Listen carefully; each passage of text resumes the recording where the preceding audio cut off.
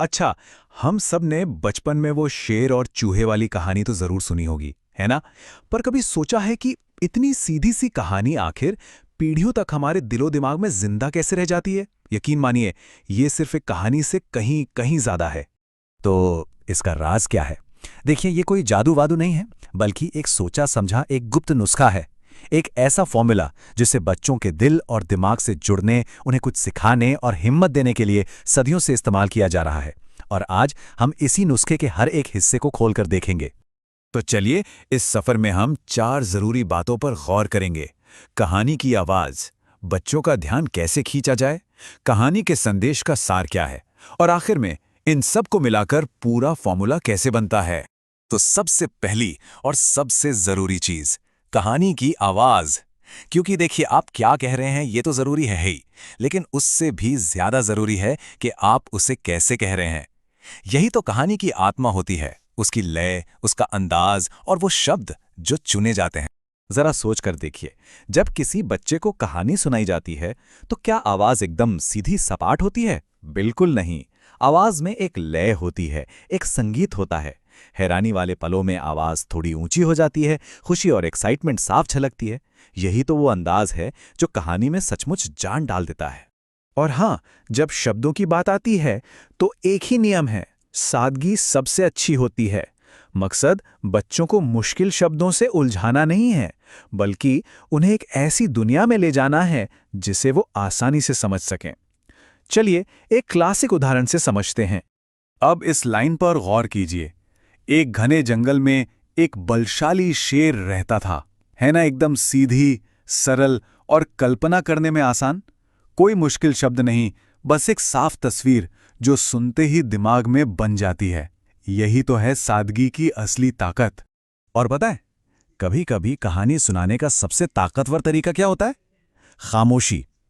एक छोटा सा ठहराव, एक पॉज। ये छोटा सा ठहराव बच्चों की सांसें थाम देता है कि अब आगे क्या होगा। ये उन्हें सोचने और महसूस करने का वक्त देता है। तो ठीक है, आवाज की बात तो हो गई। अब इसे एक कदम और आगे ले जाते हैं और देखते हैं कि बच्चों को सिर्फ सुनने वाला नहीं, बल्कि कहानी का हिस्सा कैसे बनाया जाए। इसका एक शानदार तरीका है कहानी के बीच बीच में छोटे छोटे सवाल पूछना। ये सवाल सीधा उनके दिमाग की बत्ती जला देते हैं। उन्हें ऐसा लगता है कि वो कहानी के अंदर हैं, सिर्फ बाहर से देख नहीं रहे।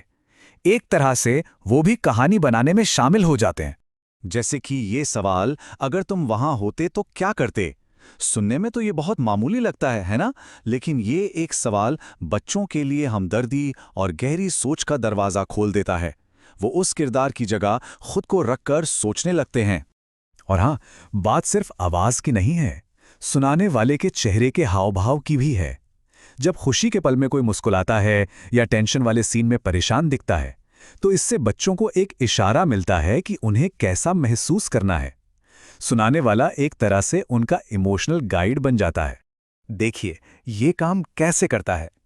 कहानी में जब खुशी के पल आते हैं तो चेहरे पर एक मुस्कान आ जाती है, शेर की दहाड़ पर हैरानी का भाव, और इमोशनल सीन में आवाज थोड़ी धीमी हो जाती है। ये सब मिलकर बच्चे को भावनाओं के सफर पर ले जाते हैं।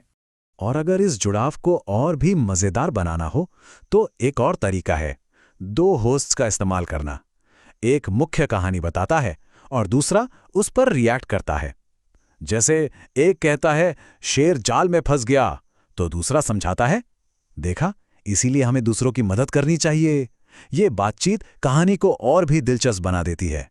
चलिए, अब हम कहानी के सबसे अहम हिस्से यानी उसके दिल तक पहुंचते हैं। वो सीख, वो मैसेज जो कहानी खत्म होने के बाद भी हमारे साथ रह जाता है। कहानी की जो सीख होती है ना, वो कोई आखिर में जोड़ी गई लाइन नहीं होती, वो तो पूरी कहानी की मंजिल होती है। और उसे कैसे पेश किया जाता है, उसी से सारा फर्क पड़ता है। उसे दिल से बार बार दोहराकर पक्का किया जाता है ताकि वो याद रह जाए। इस लाइन को ही सुनिए। जब चूहा कहता है, महाराज मैंने कहा था ना, दया कभी व्यर्थ नहीं जाती, तो वो सीधे सीधे कहानी के मुख्य संदेश को दोहरा रहा है, और वो भी कहानी के सबसे अहम मोड़ पर। यह तरीका उस सीख को दिमाग में बिठा देता है। और आप जानते हैं, सबसे अच्छी कहानियां उन मूल्यों पर टिकी होती हैं जिन्हें दुनिया में हर कोई समझता है, जैसे दया, ईमानदारी, दोस्ती या हिम्मत। यही वो चीज़ है जो इन कहानियों को किसी एक देश या समय तक बांधकर नहीं रखती, बल्कि उन्हें हमेशा के लिए प्रासंगिक बना देती है। तो शेर और चूहे की कहानी का सबसे बड़ा सबक क्या है? यही कि दया कभी भी बेकार नहीं जाती। ये एक बहुत ताकतवर विचार है जो बच्चों के मन में हमेशा के लिए बस जाता है।